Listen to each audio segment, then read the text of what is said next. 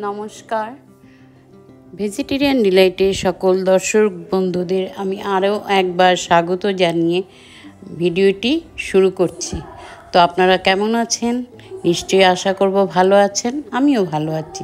তো চলুন আমি সরাসরি চলে যাচ্ছি ভিডিওর রেসিপিতে।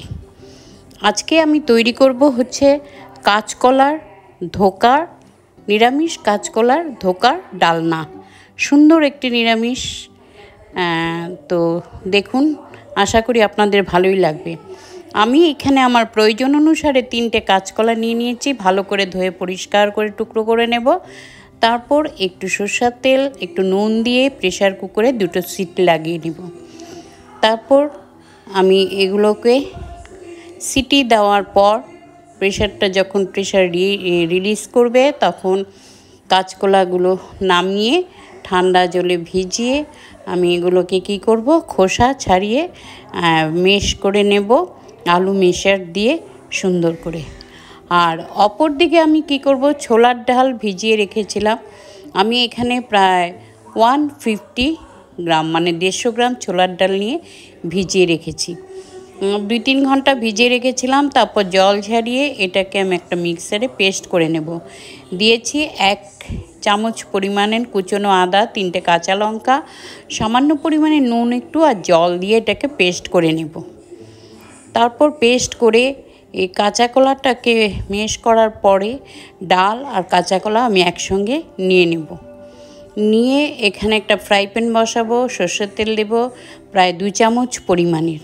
তেলটা গরম হয়ে ওঠার পর দেব একটু কালো জিরে, দেব সামান্য পরিমাণের একটু হিং, দিয়ে আমি এই পেস্ট কাঁচা কলা আর ডালের পেস্টটা দিয়ে দেব।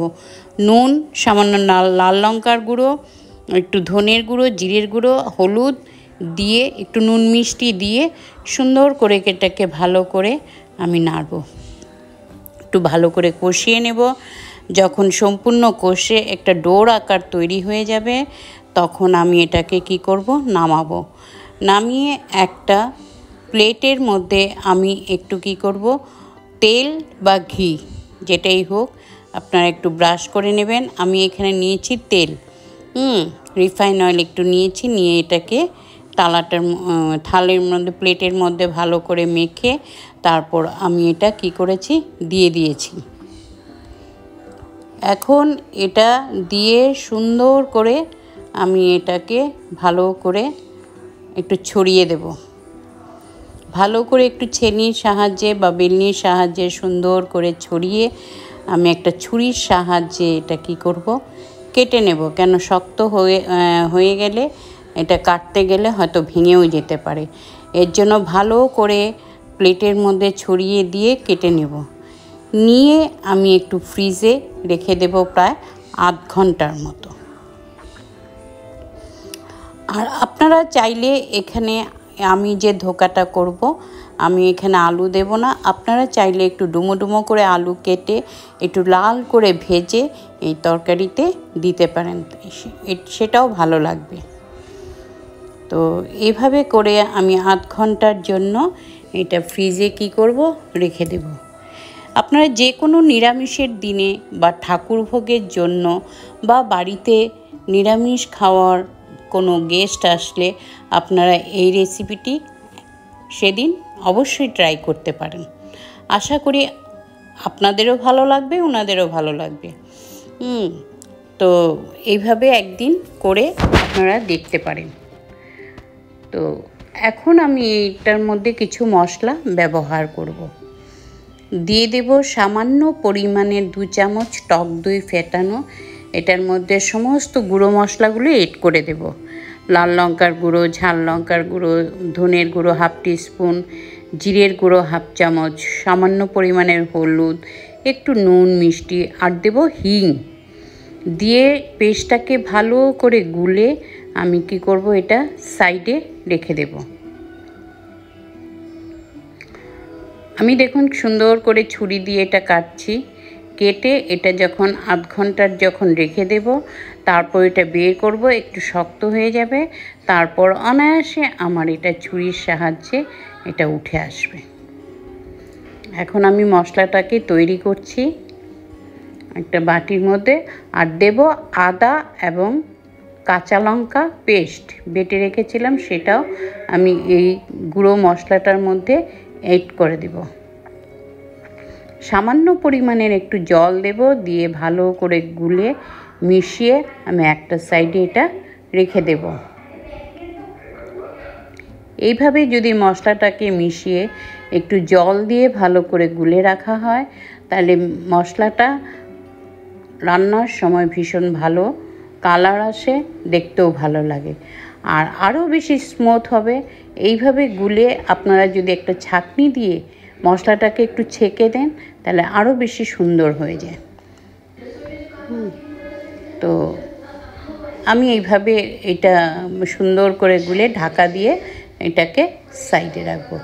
এখন আমি এটাকে আমার আধ ঘন্টা এর মধ্যে হয়ে গেছে। আমি একটা ফ্রাই প্যান বসাবো, বসিয়ে এখানে আমি এটা পুরোটাই সরষের তেলেই রান্নাটা করব। তেলটা গরম হয়ে যাওয়ার পর আমি ধোকাগুলো ছুরি দিয়ে একটা একটা করে উঠিয়ে নেব। কি সুন্দর হয়েছে। আমি এখানে ডায়মন্ড শেপ করেছি, আপনারা আপনাদের পছন্দ অনুযায়ী শেপ করতে পারেন। তো এইভাবে তেলটা যখন গরম হওয়ার পরেই দিতে হবে। তেলটা যদি গরম না হয় তাহলে ধোকাগুলো ভেঙে যাওয়ার ভয় থাকবে। তো তেলটা ভালো করে যখন গরম হয়ে যাবে, তখন আমি এরকম কড়াইতে ধোকাগুলো যতটুকু পরিমাণে দেওয়া যেতে পারে সেরকম দিয়ে দেব। দিয়ে 2-3 মিনিট হয়তো নাড়ব না, তারপরে উল্টে আস্তে করে একটু লাল লাল করে ভেজে তুলে নেব। আর এইভাবে ভেজে আপনারা চায়ের সঙ্গে বা শুধু মুখে এমনিতেও স্ন্যাক্স হিসাবে এটা খেতে পারেন, ভালো লাগবে। তো যেহেতু আমি এটা একটা কারি করব, সেই জন্য আমি এটা তুলে এরকম রেখে দেব। রেখে আমি এখন আবার কড়াইটা চাপাবো। চাপিয়ে কি করব, শুকনো লঙ্কা, গোটা গরম মশলা আর 1/2 টিস্পুন থেকে কম জিরে দিয়ে ভালো করে ফোড়নটাকে নাড়বো। আমি হিং দেব না, মশলার মধ্যে হিং মিশিয়ে রেখেছিলাম। তারপর একটু কুচানো টমেটো এখানে দিয়ে দেব, দিয়ে সামান্য পরিমাণের একটু নুন দেব। দিয়ে টমেটোটা যখন একটু নরম হয়ে যাবে, তখন এই গুলে রেখেছিলাম যে পেস্ট করা মশলাটা, সেটা আমি দিয়ে দেব। দিয়ে দই আছে, খুব বেশি এখানে ফ্লেমটা রাখা যাবে না, লো টু মিডিয়ামে রেখে আস্তে আস্তে মশলাটাকে আমি কষাতে থাকবো। ভালো করে সুন্দর করে যখন দেখব চারদিকে মশলাটার থেকে তেল ছেড়ে আসছে, তখন বোঝা যাবে যে মশলাটা ভালো করে কষা হয়ে গেছে। তখন আমি কি করব, এখানে আমি বেশ কিছুটা পরিমাণের জল এখানে অ্যাড করব। অবশ্যই এই জলটা গরম জল হতে হবে। গরম জলটা দিলে কি হবে, তরকারির স্বাদ ফ্লেভার দুটোই খুব সুন্দর হবে। এই গ্রেভিটা আপনারা যে যেরকম ঝোল খেতে ভালোবাসেন বা গ্রেভি রাখতে, আপনারা আপনাদের ঝোলটা বুঝে দেবেন। তো আমি এই ঝোলটা রেখেছি, যেহেতু ধোকা ঠান্ডা হয়ে গেলে ধোকাতে জলটা সবটাই টেনে নেবে। তারপর আমি এখানে 1/2 টিস্পুন দেব ঘি, দেব একটু শাহি গরম মশলা, দিয়ে ধোকাটা দিয়ে খুব বেশি নাড়ব না, ভালো করে একটু ফুটতে দেব কম আঁচে। তারপর আমি কি করব, এখানে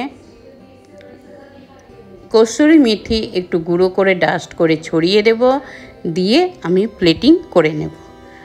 আমার রান্নাটা পুরো রেডি। আপনারা রুটি, লুচি, ভাত, পুরি যে কোনো কিছুর সঙ্গে খেতে পারেন। আমি রাইসের সঙ্গে এটা সার্ভ করেছি। তো ধন্যবাদ বন্ধুরা, এতক্ষণ আমার সঙ্গে ভিডিওটা দেখার জন্য আপনাদের আরও একবার অসংখ্য অসংখ্য ধন্যবাদ। ভালো থাকুন, সুস্থ থাকুন। আবার দেখা হচ্ছে পরবর্তী রেসিপির সঙ্গে।